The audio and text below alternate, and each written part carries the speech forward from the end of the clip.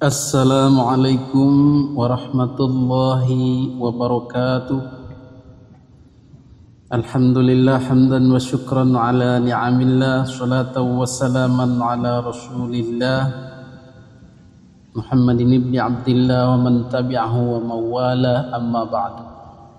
Hadirin para netizen yang dimuliakan Allah subhanahu wa ta'ala, pada video lalu kita sudah menyimak bagaimana PWNU Kalimantan Timur membuat keputusan, membuat surat edaran yang isinya membatasi atau menghambat gerak langkah Habaib Alwi yang memang sudah meresahkan dengan banyak materi ceramahnya berisi hujatan, serangan-serangan kepada pemerintah yang sah, provokatif, menimbulkan suasana panas dan tidak percaya kepada pemerintah.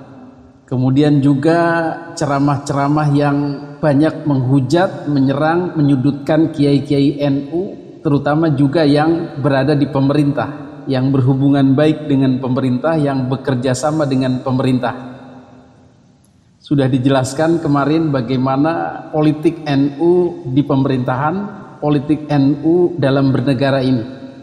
Kemudian materi ceramah lain yang mengkhawatirkan atau meresahkan adalah terlalu banyak dongeng-dongeng, khurafat-khurafat, cerita-cerita tidak masuk akal yang diproduksi secara massal oleh Habaib Alwi.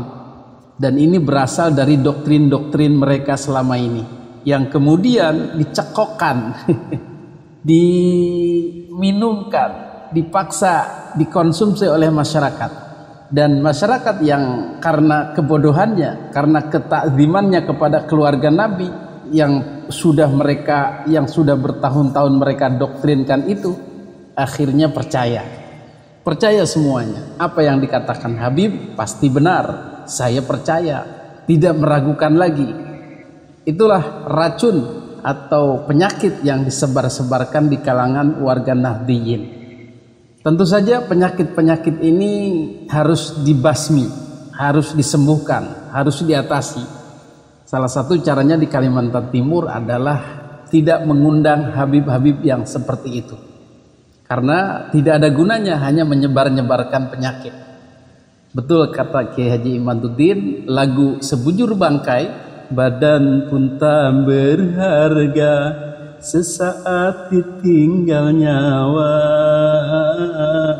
anak istri tercinta tak sudi lagi bersama, secepatnya jasa dipendam, secepatnya jasa dipendam, karena tak lagi dibutuhkan. Diri yang semula dipuja, kini bangkai tak berguna. Zikrul maut kafa bil mauti wa'idha. Jadi kematian ini bisa jadi penasehat yang baik, bisa jadi pengingat yang baik. Itu lebih baik daripada ceramah-ceramah dabrus tadi itu, membodohkan pikiran, atau lagu keramat. Hei manusia terteteteng, hormati ibumu yang melahirkan terteteteng dan membesarkanmu, darah dagingmu dari air susunya, jiwa ragamu dari kasih sayangnya. Betul? Umuka, abuka, kata Nabi. Siapa yang lebih dicintai? Seharusnya lebih dicintai di dalam dunia ini. Satu, ibumu, kemudian bapakmu. Banyak hadis-hadis tentang orang tua, tentang ibu. Itu juga lebih baik didengarkan ketimbang mendengarkan Habib-Habib yang bercerita khurafat, bercerita bohong, bercerita bahkan sesat. Pakai mukodam mi'raj 70 kali dalam sehari, pret. Ada yang bisa memadamkan api neraka, pret. Ada yang bisa membentak malaikat mungkar dan nakir supaya jangan nyiksa orang. Pret. Mendengarkan lagu Roma yang berisi dakwah, berisi Quran hadis itu lebih baik daripada mendengarkan Habib-habib Ndabrus itu. Hadirin yang dimuliakan Allah Subhanahu wa taala. Ternyata kemudian langkah yang diambil PWNU Kalimantan Timur ini juga dilakukan oleh PWNU DIY Daerah Istimewa Yogyakarta. Alhamdulillah. Maka harapan saya kemarin itu mudah-mudahan jadi inspirasi bagi provinsi-provinsi lain. Ternyata betul. Insya Allah setelah DIY mungkin ada lagi Jawa Tengah, Jawa Timur, Jawa Barat, Banten. Mereka semua akan berusaha mengobati penyakit umat ini. Ya salah satunya tadi itu dengan menghambat ceramah-ceramah yang isinya racun, isinya toksik, isinya membodoh-bodohkan pikiran, membodoh-bodohi umat. Tidak membawa kepada pencerahan. Apa rupanya yang dilakukan PWNU DIY Daerah Istimewa Yogyakarta? Secara organisatoris PWNU DIY memang belum mengeluarkan surat edaran, belum menunjukkan pembatasannya terhadap Habaib Ba'alwi secara formal atau resmi. Tetapi di dalamnya ada dinamika bahwa Habaib ini memang harus segera diatasi, bahwa penyakit-penyakit yang ditimbulkan oleh Habaib Ba'alwi ini harus segera diatasi mulai dari sekarang.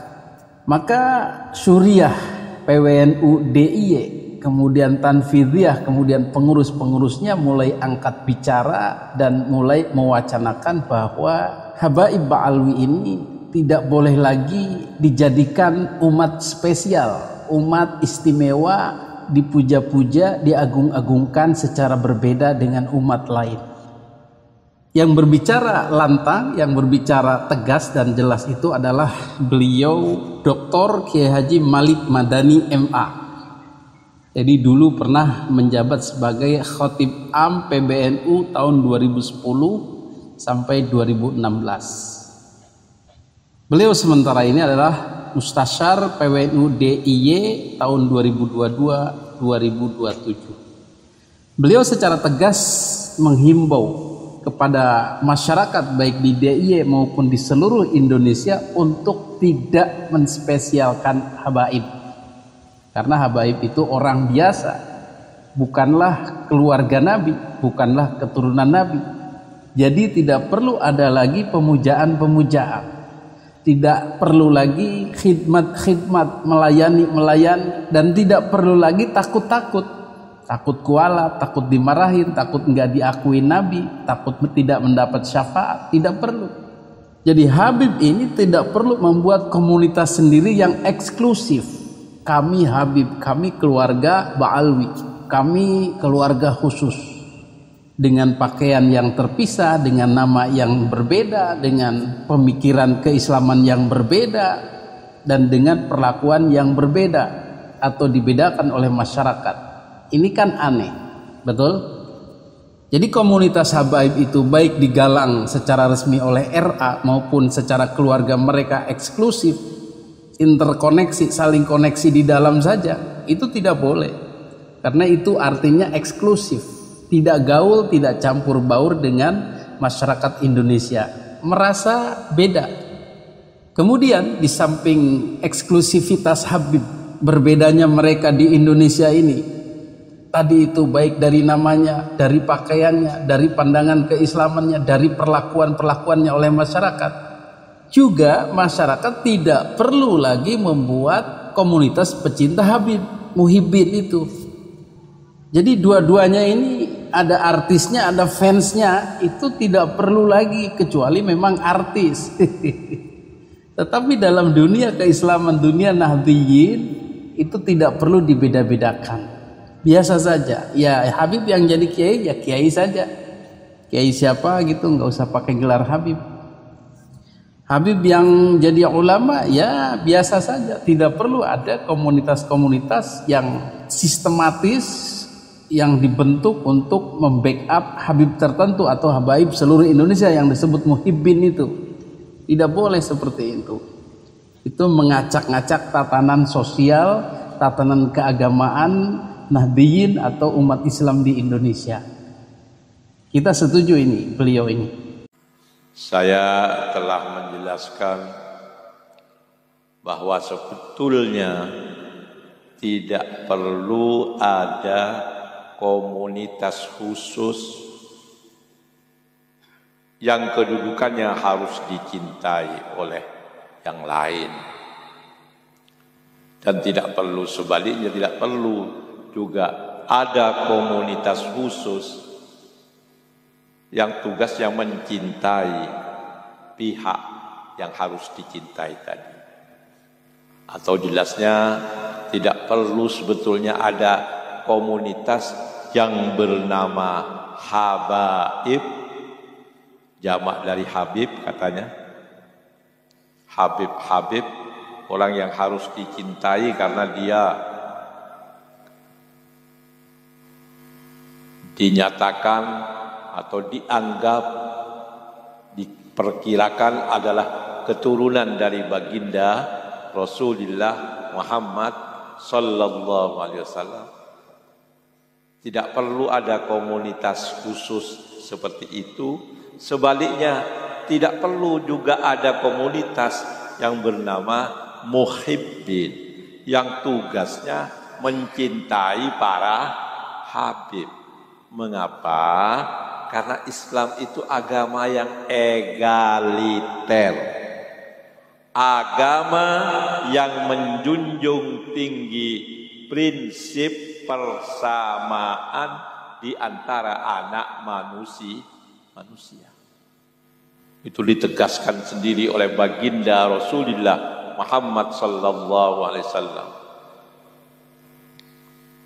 Kullukum li Adam wa Adam min turab, la fadla li arabiyyin ala a'jamiyyin wala li a'jamiyyin ala arabiyyin ila akhirih.